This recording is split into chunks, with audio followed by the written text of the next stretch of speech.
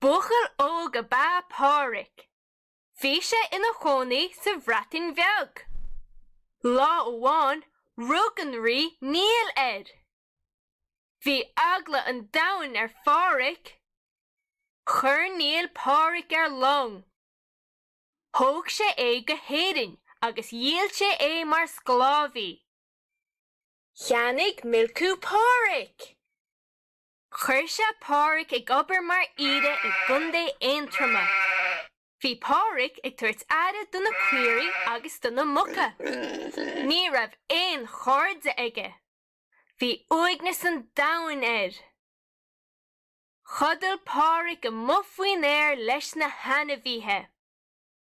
Bhí sé stiúcha leis an ocras. Bhí sé tréachta leis a bhuach. Cha Pádraig 6 bliana ag tuairt aire duna hanahíthe. Oíche amháin bhí bringlóid aige. Chúla sé go raibh long I loch Garman chun a thuairt bháile. Tá long I loch Garman, chun tú a thuairt bháile. Rip Pádraig nús na gaotha go loch Garman. Bhí long ag fannacht in sin chun a thuairt bháile.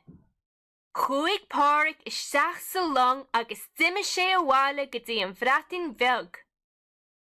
Bhí glindar crí Pádraig mar bhí sé sa bháile arís le na chláin agus le na chairde.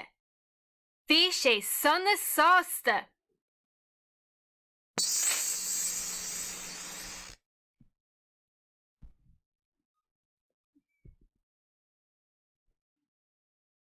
Bhí sé stiúcha leis an ocras.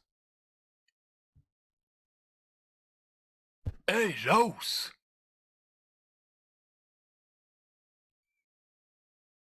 Bhí torsa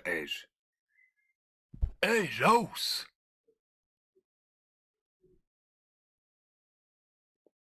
Bhí sé préachta leis an bhuacht. Rós!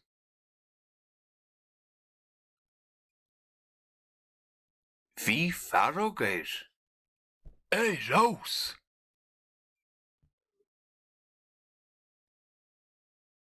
Bhí glundar crí Rós!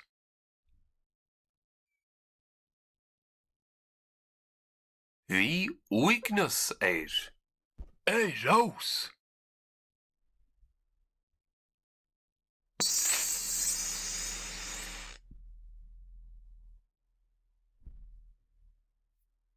Imrigí an chluthe.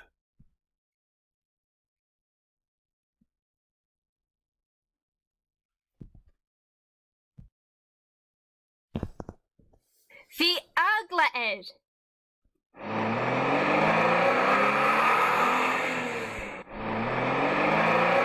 Rós! Bhí uigneas Rudeness, loneliness. He was lonely. Rós! Bhí ocras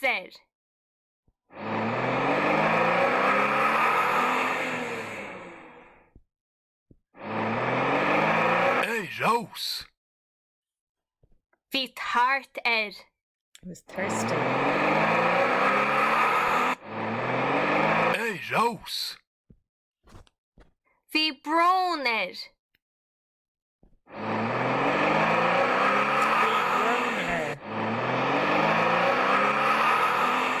Bhí glundar crí Bhí glindar crí Glundar crí Rós!